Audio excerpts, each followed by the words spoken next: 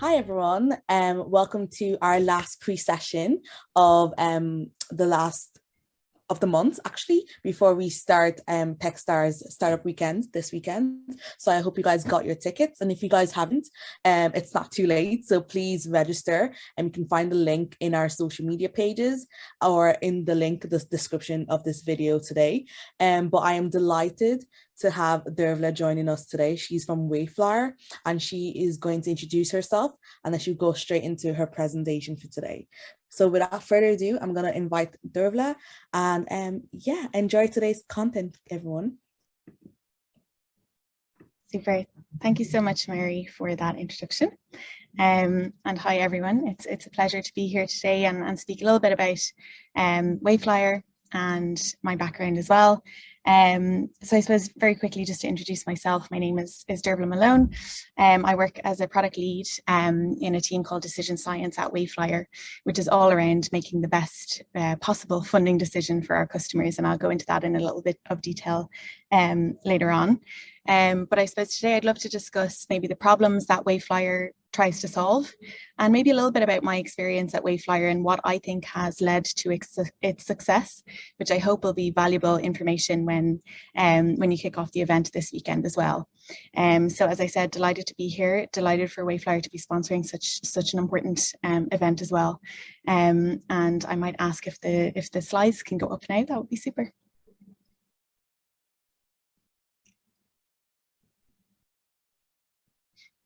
Great.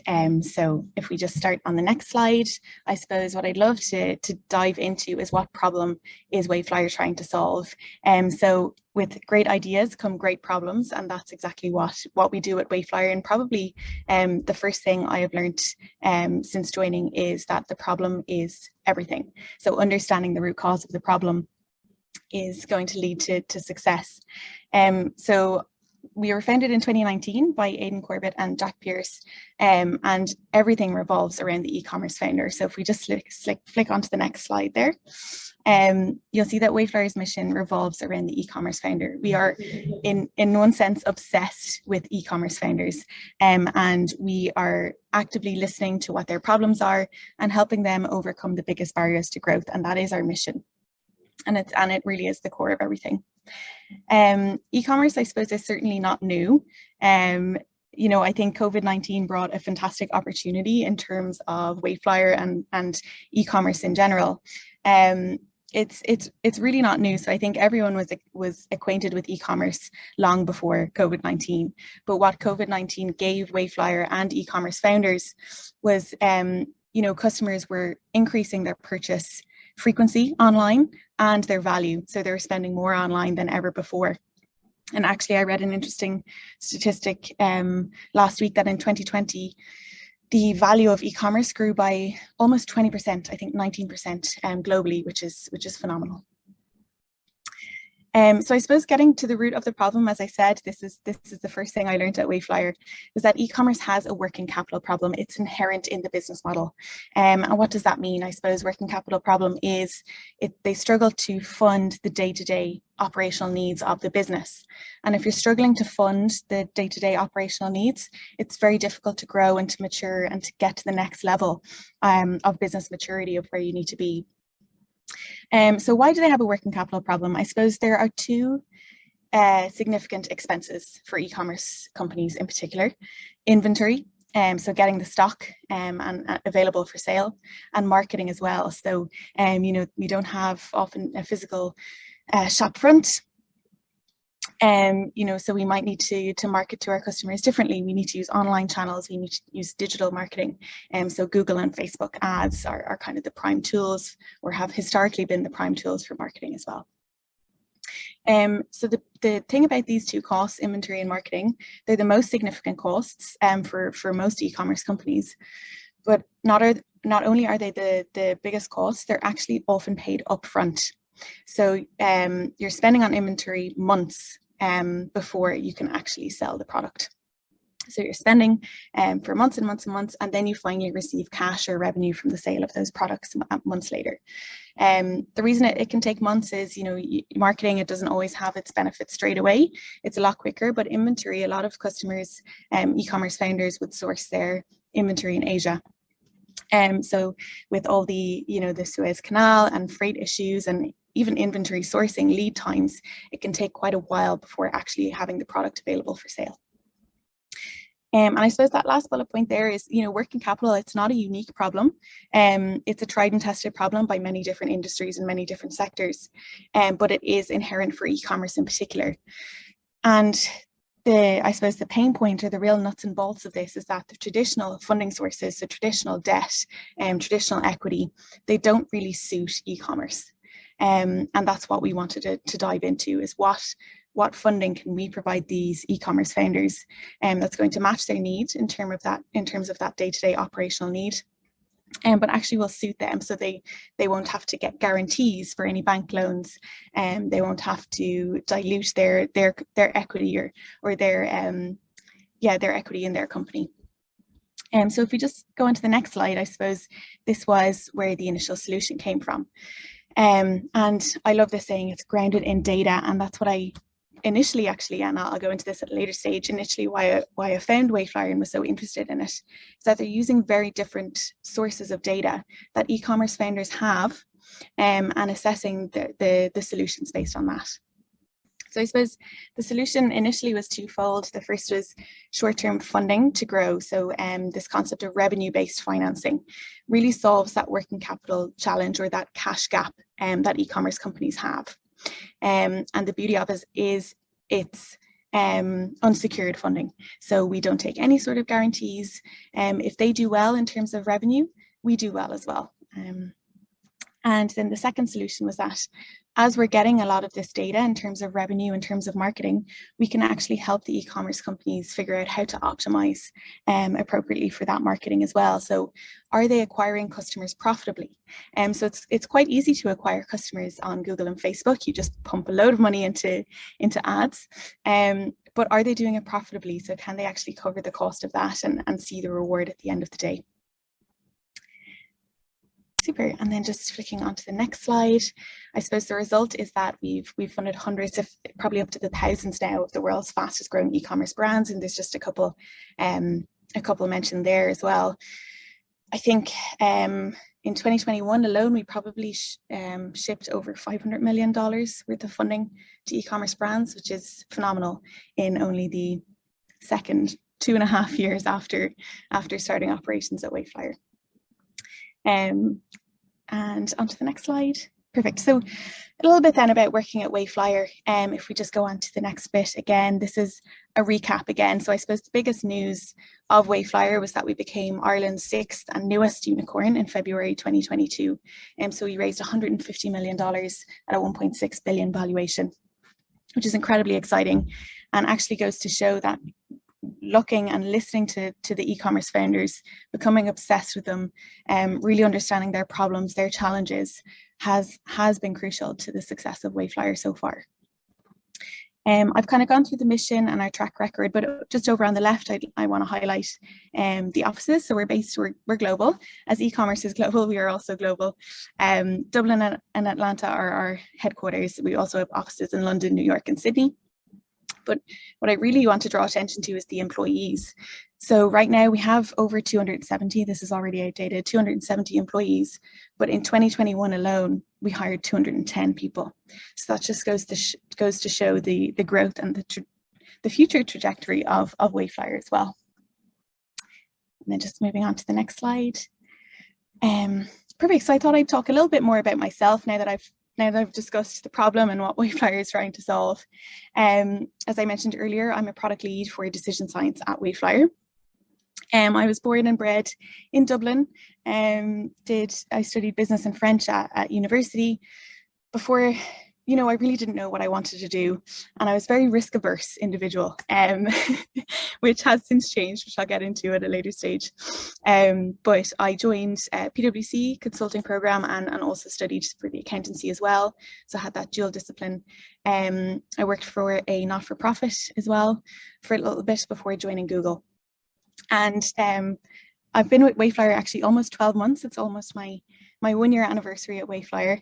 And here that feels like a very long time. As I said, we've hired 210 people in the last year alone. So it really does feel quite substantial. In terms of Wayflyer, as I said, been with here almost 12 months, and I've had 3 different roles already. So I've had to wear multiple different hats, and that's just the beauty of a startup, I suppose. It's growing at such length and growing legs. So I've had 3 different roles, had to wear multiple different hats. It's been incredibly challenging, but very, very rewarding. So why I initially found Wayflyer or kind of copped it in some of the media was that Wayflyer were using Google Ads to optimize for e-commerce and to provide funding. So they were assessing Google Ads, the performance of those ads, the effectiveness of them, to optimize for funding and to solve that working capital gap. And working at Google, that to me was really interesting, and it was new, it was innovative, and I just knew that was where I wanted to be. So I thought I'd kind of share 3 tips, 3 of my top tips over the last 12 months, and what I think has led us to quite substantial success. And they're all kind of internal, tips about how we work, how we operate.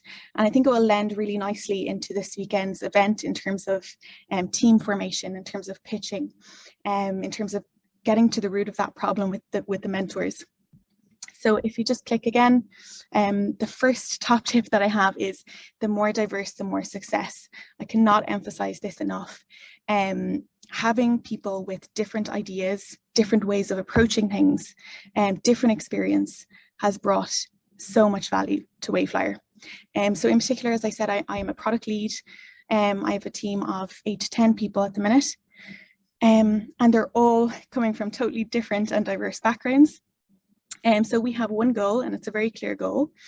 And all these different perspectives just adds value and really makes sure that we're solving for that e-commerce founder and really just going back to that customer-centric approach. So I will say diversity of skill sets, diversity of backgrounds, experience, but also diversity of people has been incredibly important for us. And we want to continue with that as well. So the next top tip I have is finding a way to embed innovation and creativity into the everyday. And this is something, as I mentioned, when I left college, I was very risk averse. I just wanted back then a steady job, 9 to 5. But actually what I found here is the love of this entrepreneurial spirit. I have loads of ideas now. I'm always pitching them. I'm always challenging things. And I want that, and it has been, in the everyday. So people never feel like they can't tell you an idea. The worst thing that I've seen is going down the track of this is the way it's always been done. So we really love to challenge the status quo and think outside the box. And the third top tip then is a problem shared is a problem halved. I love this one. As I said, we are all about problems at Wayflyer and solving these problems. But the collaboration and support that I found at Wayflyer, and this will go into the team formation and how you think about your own businesses, is having colleagues that you can trust, that you can use as a sounding board, and that you can really collaborate with, is essential. So anytime I have a problem or I'm feeling overwhelmed, trying to solve a certain problem, I have so many people, and I'm lucky I have so many people in the organization that I can go to and seek advice from. Perfect.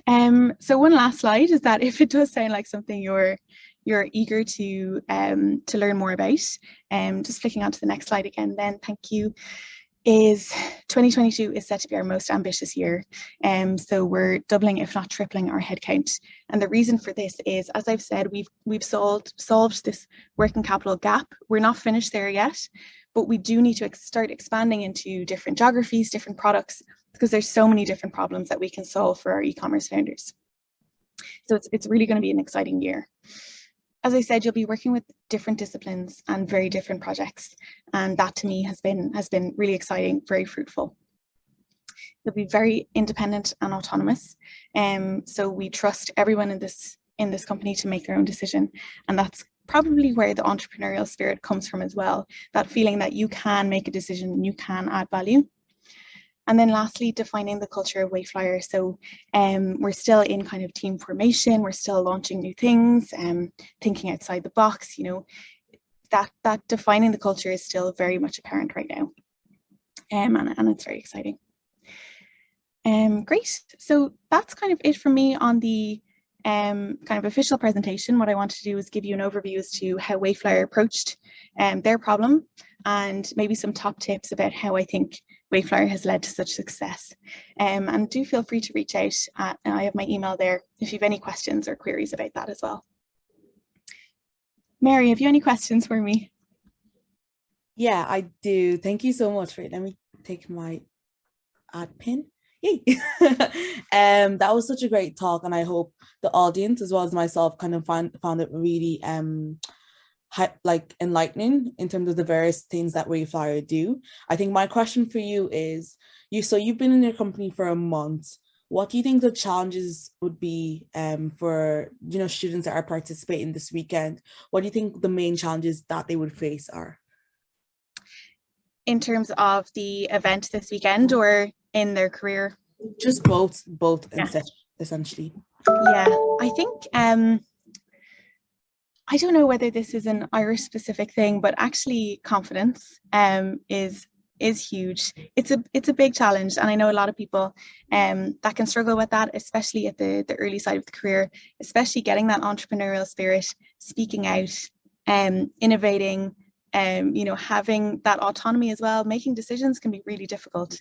So really it's confidence, and that does come with experience. But as I said, having that sounding board and people that you trust, that you can run ideas by is really important, I think. So it is a challenge, I think, to summarize, but there's many ways to approach it. Okay, amazing. And would you give the students that are attending this weekend's workshop, would you say that they should be open to any experiences and any conversations that they have, especially when it comes to networking? Can you also kind of tell us how important networking is for them building their own businesses? Yes, for sure. Networking is essential. And I always never liked the term networking because it sounds quite fictitious. It sounds like you have to go somewhere and, really say that you have to talk to 5 people. That's not it at all. It's just being personable. It's learning. I think listening is so important with networking. So learning what everyone is doing, asking questions is really important. And you'll be surprised at when people come back into your life and your career life, and those conversations pick back up again. I think it can be difficult, especially if you're a little bit shy, which is, that was me. As I said, I was, when I first started my career, when I came out of university, I was very risk averse. I just wanted the standard job. I didn't want to talk to anyone. I didn't want to say any of my ideas. That is okay. It's okay if you're set on something, but do try and keep an open mind. And I think having conversations and networking is the best way to do that. Okay, amazing. I keep saying students, sorry, that's a force of habit. But for the women that are attending our tech weekend this weekend, hopefully get your tickets, guys. So we have a wide range of students or women, attending of different backgrounds. Would you say that it's advisable for anyone to start a business now, regardless of your age or regardless of your background? Yes, it's a great question. I think, why not? There'll always be signs that maybe you don't feel, again, it probably comes back to confidence. There'll always be signs, there'll be setbacks that say, you're too young and you don't have the experience, you don't know what you're talking about. Try and ignore all of that. As I said, having that collaboration and having a couple of people, and hopefully you'll find it this weekend, having those few people that you can run your ideas by and give you that confidence will be essential as well. Yeah. Do you think it's important for the women attending to have various skills in like tech? So like, let's say building their, let's say they want to build their website, so having skills in like HTML, CSS, Java, just to create that website? Or do you think it's important for them to at least know what they want and then like look for people who have those skills needed to actually build your business? Yes, that is a great question, and something personally and honestly I've struggled with. As I said, I work in product, which is historically quite technical. Yeah. But and it sounds cliche, the one thing I would say is that if you're curious enough, it will come. Because you'll notice that if you're curious and you're eager to learn, you will pick stuff up. You don't need to know how to code Python to a 10 plus year engineering experience level. I think, to your point, Mary, what you need to do is know enough to know what needs to be done. Yeah. And that can be hard, definitely starting out. But I'm in this product role now about 3 months, and I'm so surprised at how much I've learned already. Okay, that's amazing. I think does anyone else have any questions in the audience? But if not, I do have just one more question for you. In general, you did come, like you just said, your background is different to what you're doing now. And that would be similar to what a lot of the females attending this event will actually have. So what advice would you give them in terms of transitioning into like a tech role or transitioning into creating their own tech businesses? Yes, great question. I think, first of all, don't be afraid. As I said, you will be surprised at how much you pick up once you're eager and curious to learn. In terms of specific advice transferring to tech, there's nothing more other than that, to be perfectly honest. As I said, asking those questions and asking your colleagues. I have a couple of colleagues who are very technical here, and the amount of times I just grab them and ask them seemingly silly questions, but I get so much from it. And particularly, I think, lastly, what I will say is that a lot of your skills are very transferable. So one thing my colleagues always tells me is that I am so organized, and the most organized person they know. And I remember thinking, well, that's useless, who needs organization?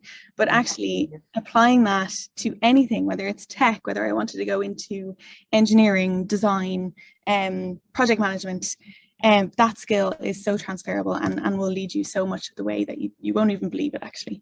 Yeah, definitely. I agree. I find the same in my role as well. And because I'm organized as well, I'm very on point. I know what needs to be done. And even though I do have that tech aspect as well, I see a lot of like other like technical minded people who lack all those skills, like communication skills, organization skills, like just keeping track of what they need to do. So it's important to like bring skills that you don't think are necessary into kind of what you're doing in your everyday work, especially if you're starting your own tech business as well. So I totally agree.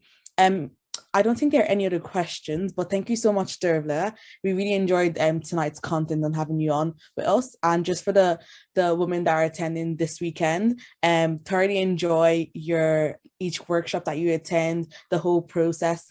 And for those who have yet to sign up, please register. The link is going to be below or in any of our social media posts or discussions. So please sign up. You still have time.